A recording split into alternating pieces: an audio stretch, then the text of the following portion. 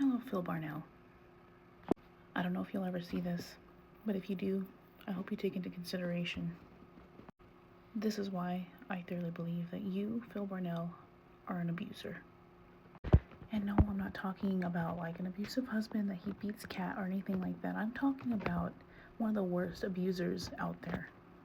The type to manipulate you to the point that you feel like you have to give them what they want, even if you don't feel comfortable doing it. The main points of an abuser and how we identify. They are people with controlling behavior, jealousy and possessiveness, quick involvement, unrealistic expectations, hypersensitivity, blaming others, and aggressive behavior during arguments. Oh, and one of the big ones, isolation. Now let's start off with the first point, the controlling behavior. Phil Barnell, as a woman observing you, you are a very controlling man. And you like to control your audience in a very unhealthy way.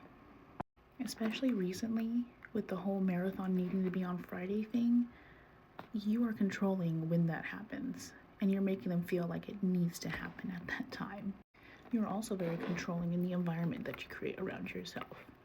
You don't let people speak their mind. You control what people are allowed to say because you can't handle it. And then you say people's choice as far as the video games go. They wanted Stellar Blade, but you controlled that narrative too to ensure that you didn't have to play it because for some reason you were uncomfortable, but you made an excuse as to why you couldn't play it. And thus, it's never player's choice because at the end, you control exactly what happens. Now the second point, jealousy. You, Phil Barnell, are a very jealous man. And you're possessive too. You are jealous of your detractors, you're jealous of your fellow YouTubers, and you're very possessive of your audience in a really unhealthy way. You try to cope and act like, oh, you're not like the other YouTubers and you're happy with yourself when it was clearly a cope. Because you're not happy, Phil. Otherwise, you wouldn't be an abusive person. Now, the third point, unrealistic expectations. You, Phil Barnell, have unrealistic expectations of your audience in a very unhealthy way. How money works for the average person, I mean. Let me explain it to you. A person that works, or even if they get disability checks, they get a certain amount of money every month. From that money, they have to pay their bills to keep their lights on, their water on, their gas on, a roof over their head. And if they have the car, they need to keep gas, insurance. The list can go on, and even depending if they have debt and payments on like furniture, and not to mention food. You are expecting these people to hit 2 goals a day of $150, 6 days a week. That is $1,800 in 6 days. That is more than double, maybe even triple the amount that the average American makes. And then you say, oh, somebody donate in a big way. So you mean like $100. Do you not realize that $100 can be somebody's insurance payment for their car? Can be a week's worth of groceries for somebody? Can be a birthday party for one of their kids? Unrealistic expectations of your audience. Now to the next point, hypersensitivity. You, Phil Barnell, are a hypersensitive person to your audience in an unhealthy way. You are extra sensitive and you're unpredictable. Like, let's talk about this comment. This person gave you an idea. They weren't criticizing you. And yet you felt the need to call them that. Yeah. And then you used that suggestion. So are you projecting yourself onto that person, Phil? Not to mention the disgusting rants that you go on people, and not just the trolls, your fans. You call them ugly names. You blow up on them for the smallest things. It shows a massive amount of insecurity. The things that we look for in a hypersensitive abuser is they take everything on a personal level and they blow everything out of proportion. It can be the smallest thing. Does that sound familiar, Phil? Don't make me drag all the clips where you have been extra sensitive and then you're calling others sensitive. Another sign of projection. The next point, blaming others. You, Phil Burnell, blame others in a very toxic way.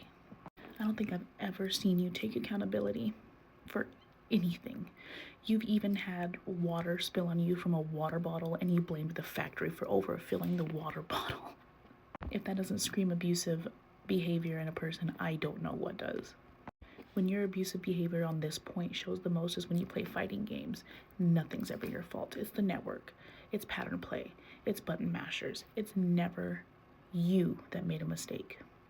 Continuous blaming other people for you doing things wrong.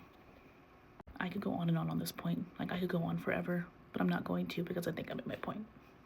The next point, aggressive behavior during arguments.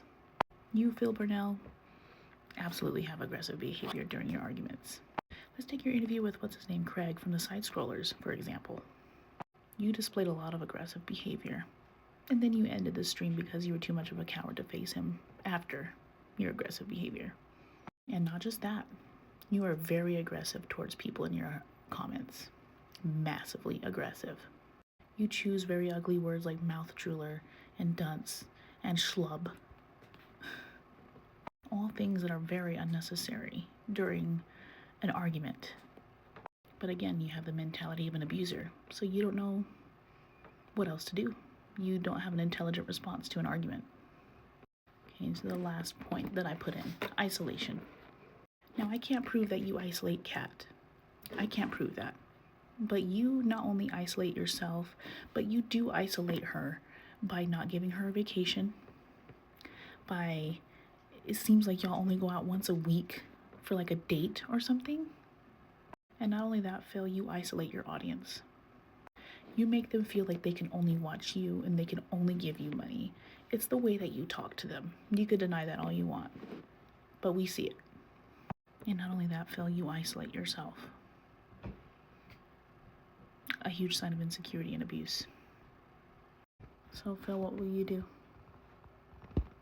Will you get help? Probably not, because you're not going to see that there's anything wrong with you. To you, I'm just a mouth-drooling dunce that doesn't know anything, and yet I work around dozens of battered women every day that get treated by men like you. And in this case, I'm not just talking about Kat. I'm not just talking about women. I'm talking about your audience. They support you. They support your terribly budgeted lifestyle, even after you do all these things to them. They are battered people by you. You're an abuser, and you should be absolutely disgusted with yourself, and you should get help. Okay, bye.